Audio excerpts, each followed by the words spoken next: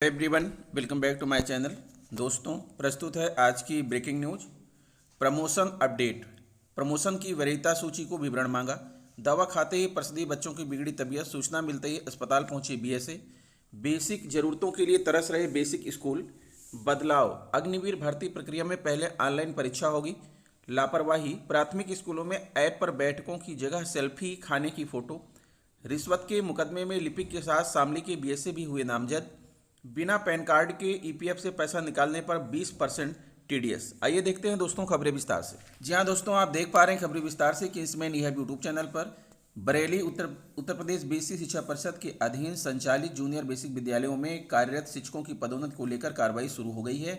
BSA Vinay Kumar ने समस्त खंड शिक्षा अधिकारियों को एक प्रारूप जारी किया है। उस पर प्राइमरी के सहायक अध्यापक की अलग और जूनियर के सहायक अध्यापक और प्राइमरी के प्रधानाध्यापक की सूचना मंगलवार तक उपलब्ध कराने का निर्देश दिया है। दवा खाते ही प्रसूति बच्चों की बिगड़ी तबीयत, सूचना मिलती है अस्पताल पहुंचे बीएसए।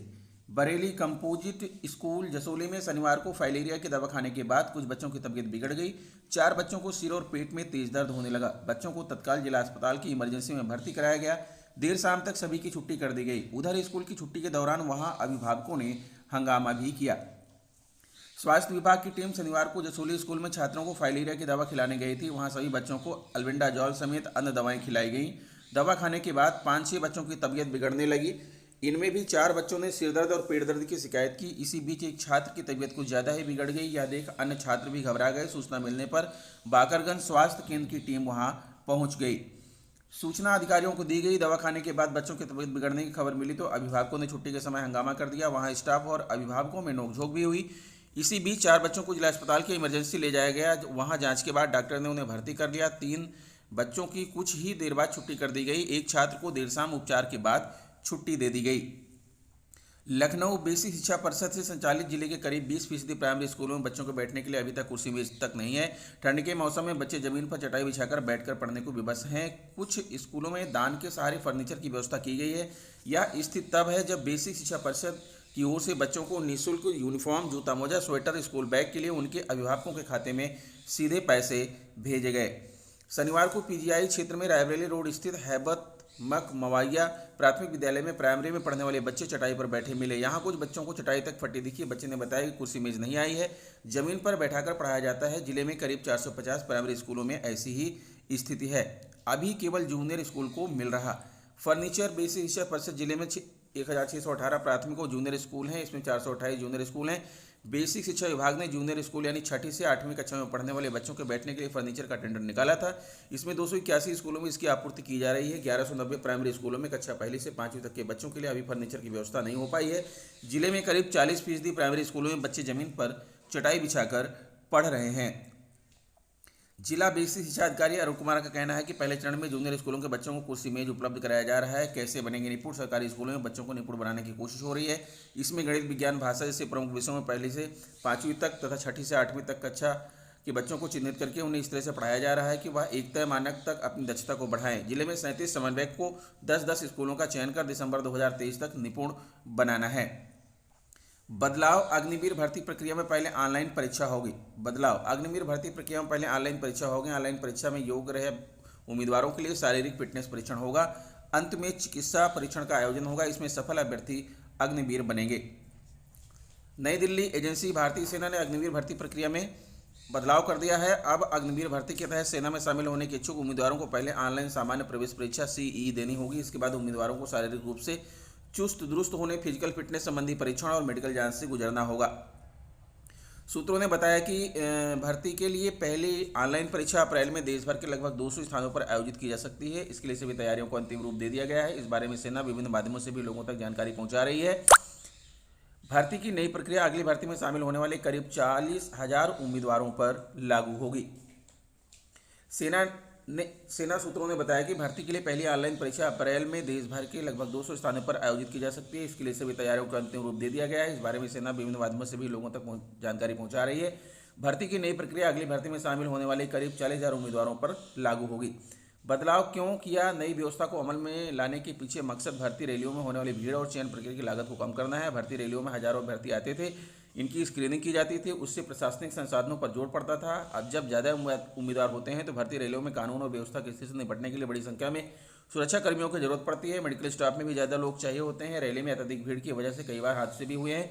इससे प्रबंधन और संचालन आसान हो सकेगा। लखनऊ प्रदेश के प्राथमिक स्कूलों को आदर्श स्कूल की तर्ज पर विकसित करने को लेकर होने वाली मासिक शिक्षक संकुल बैठक में सिर्फ खानापूर्ति की जा रही है। बैठक में शिक्षक संकुल की प्रगति पर बात करने की जगह मोबाइल में लगे हैं। अलग अलग स्कूलों में बैठक करने के बजाय एक ही स्कूल में बैठकें हो रही हैं। बरामदे में सेल्फी और खाना खाते फोटो अपलोड होने के बाद मामला सामने आया है। शिक्षकों की ओर से ऐप पर अपलोड बैठकों की फोटो की राज्य परियोजना निदेशक द्वारा कराई गई पड़ताल में मामला सामने आया है। लखनऊ के 100 में से 75 फोटो गलत अपलोड की गई हैं। स्कूल महानिदेशक विजय किरण आनंद ने कड़ी नाराजगी जताई है। प्रदेश के सभी बीएसए को नोटिस जारी कर जवाब मांगा है। सरकार ने जुलाई 2023 तक निपुण विद्यालय का लक्ष्य तय किया है। न्याय पंचायत स्तर पर शिक्षक संकुल सदस्यों द्वारा प्रदेश के प्राथमिक स्कूलों को आदर्श स्कूल के रूप में विकसित किया जाना है। राज्य परियोजना निदेशक ने स्कूल के बच्चों की पढ़ाई बेहतर करने, शिक्षक व खेलकूद से जुड़ी गतिविधियों का आकलन, अन्य जरूरी सुझावों व अमल किए जाने पर मासिक बैठक शुरू की गई, जिसकी फोटो के साथ ऐप पर अपलोड करना था। सीतापुर में 100 फोटो में 93 गलत। सीतापुर के शिक्षक संकुल बैठक की ऐप अपलोड की गई। 100 फोटो में 93 गलत है। राज्य परियोजना निदेशक ने इन पर आपत्ति जताई है। जबकि रायबरेली की 100 में से 86 फोटो गलत है। वहीं उन्नाव के 100 में से 82, लखनऊ के 100 में से 75 फोटो गलत पाई गई हैं। अयोध्या की 75, हरदोई की 73 व लखीमपुर खीरी की 62 फोटो को गलत बताया है। स्कूल की प्रगति पर चर्चा छोड़ मोबाइल पर लगे। शिक्षकों ने यह नहीं सोचा कि संकुल बैठक के जो फोटो ऐप पर अपलोड कर रहे हैं उसकी निगरानी हो सकती है। ऐप की रैंडम पड़ताल में शिक्षकों ने कई फोटो कप, प्लेट और भोजन की अपलोड किए हैं। बैठक में शिक्षक स्कूल की प्रगति पर चर्चा करने के बजाय मोबाइल का प्रयोग करते हुए दिख रहे हैं। बैठकों की फोटो की जगह दस्तावेज, स्कूल की गैलरी की फोटो व सेल्फी लेकर अपलोड की गई हैं। रिश्वत के मुकदमे में लिपिक के साथ शामली की बीएसए भी हुए नामजद। शामली निलंबित शिक्षिका को बहाल करने के नाम पर 1 लाख रुपए को रिश्वत लेने के मामले में लिपिक परिश्रम सैनी के साथ बीसी शिक्षा अधिकारी राहुल मिश्रा भी फंस गए हैं। एंटी करप्शन के निरीक्षक की तरफ से जो मुकदमा दर्ज कराया गया है उसमें परिश्रम सैनी और राहुल मिश्रा दोनों को नामजद किया गया है। वहीं आरोपित लिपिक को शुक्रवार को मेरठ कोर्ट में पेश किया गया है, जहां से उसे जेल भेज दिया गया है। एंटी करप्शन टीम ने गुरुवार को शिक्षिका रोना से 1 लाख रुपए रिश्वत लेने के आरोप में बीएसए कार्यालय के लिपिक परिश्रम सैनी को गिरफ्तार किया था। यह रकम शिक्षिका रोना को बहाल करने के नाम पर ली गई थी। एंटी करप्शन के निरीक्षक महेश कुमार दुबे की तरफ से आदर्श मंडी थाने में दर्ज कराया गया मुकदमे में बताया गया है कि शिक्षिका ने कई बार बीएसए राहुल मिश्रा से बहाली के संबंध में बात की तो वह कहते थे कि आपकी बहाली ऐसे नहीं हो पाएगी। गत 24 जनवरी को वह बीएसए से मिली तो उन्होंने कहा कि लिपिक परिश्रम से मिल लो। मेरी उनसे बात हो गई। इस पर शिक्षिका ने परिश्रम से मुलाकात की तो उससे कहा गया कि बहाली व मनपसंद स्कूलों में तैनाती के लिए बीएसए 1 लाख रुपये मांग रहे हैं। जब तक रुपये नहीं मिलेंगे बहाली के कागजात पर हस्ताक्षर नहीं होंगे। दर्ज मुकदमे में आचरण निवारण अधिनियम और षड्यंत्र रचने की धारा भी लगे हैं। सचिव द्वारा निर्गत प्रमोशन के आदेश से बेसिक स्कूल के सहायक अध्यापक अध्यापिकाओं का प्रमोशन प्राथमिक के प्रधानाध्यापक पद व जूनियर के सहायक पद पर प्रमोशन किया जाएगा। 7वें वेतनमान लागू होने के बाद वर्ष 2016 से पे ग्रेड 4200, 4600 और 4800 का अस्तित्व समाप्त हो गया है। अब प्रमोशन में सिर्फ लेवल व बेसिक पे ही बढ़ेगा। इस बार अप्रैल में प्रस्तावित प्रमोशन भाग लेने वाले अध्यापकों और अध्यापिकाओं को जुलाई में मिलने वाला इंक्रीमेंट का लाभ नहीं दिया जाएगा, क्योंकि इसके लिए कम से कम 6 माह होना आवश्यक है। सचिव द्वारा निर्गत बेसिक जूनियर स्कूल में सहायक अध्यापकों और अध्यापिकाओं के प्रमोशन के लिए 5 साल की बात कही गई है और बेसिक शिक्षा परिषद नियम 1981 के 22वें संशोधन में पदरिक्त होने की दशा में अनुभव में शिथिलता प्रदान करते हुए 3 वर्ष के अनुभव की भी व्यवस्था दी गई है। ऐसे अध्यापक अध्यापिकाएं जिनकी सेवा मार्च 2023 तक 10 वर्ष पूरी हो रही हो सभी को चयन वेतनमान और प्रमोशन दोनों का लाभ मिलेगा। और जिन अध्यापक व अध्यापिकाओं का सेवा वर्ष 10 साल मार्च 2023 के बाद पूरा हो रहा है उन सभी को प्रमोशन का लाभ मिलेगा और चयन वेतनमान का लाभ अगले 10 साल के बाद मिलेगा। ऐसे अध्यापक जिन्होंने अंतरजनपदीय स्थानांतरण का लाभ किसी भी सत्र में लिया है उनके लिए वरिष्ठता निर्धारण का दिनांक सचिव बेसिक शिक्षा परिषद द्वारा जारी पत्र के दिनांक से लिया जाएगा और कार्यभार तिथि स्थानांतरित जनपद के बीएसए ऑफिस में कार्यभार ग्रहण करने का दिनांक माना जाएगा। मृतक आश्रित में नियुक्त शिक्षकों के प्रमोशन के लाभ के लिए वरिष्ठता उनके प्रशिक्षण पूर्ण होने की तिथि से मानी जाएगी। ऐसे अध्यापक जिन्होंने अंतरजनपदीय स्थानांतरण का लाभ ऐसे शिक्षक शिक्षिकाएं जिनका नाम प्रमोशन लिस्ट में आने के बाद प्रमोशन का लाभ लेने से मना किया जाता है उन्हें भविष्य में होने वाली सभी प्रमोशन और 10 साल पर मिलने वाले चयन वेतनमान से वंचित रखा जाएगा और संबंधित अध्यापक से इस आशय का शपथ पत्र लिया जाएगा कि भविष्य में इसकी मांग नहीं करेंगे। नोट, पदोन्नति में आरक्षण लागू रहेगा या नहीं, इस पर अगली पोस्ट।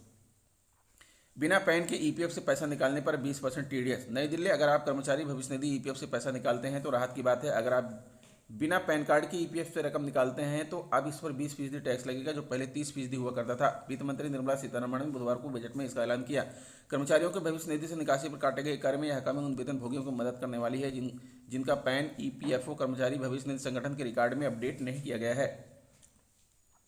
मौजूदा आयकर कानूनों के अनुसार खाता खोलने के 5 साल के भीतर ईपीएफ निकासी पर टीडीएस काटा जाता है। यदि ईपीएफओ के पास पैन उपलब्ध है तो निकासी राशि 50,000 रुपये से अधिक होने पर 10% की दर से टीडीएस काटा जाता है। हालांकि इसके रिफंड का दावा आप कर सकते हैं।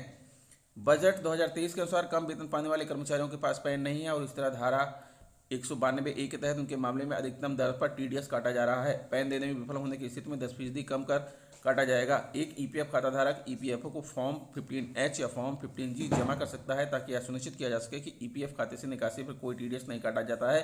फॉर्म 15G 60 साल से कम उम्र के लोगों के लिए है और फॉर्म 15H 60 साल से ज़्यादा उम्र के लिए है। तो दोस्तों, ये रहा आज का ब्रेकिंग न्यूज़। आशा करता हूँ वीडियो आपको अच्छी लगी होगी। अगर वीडियो अच्छी लगी है तो प्लीज़ एक लाइक तो बनता है। मिलते हैं आपसे नेक्स्ट वीडियो में कुछ नई जानकारी लेकर। तब तक के लिए नमस्कार।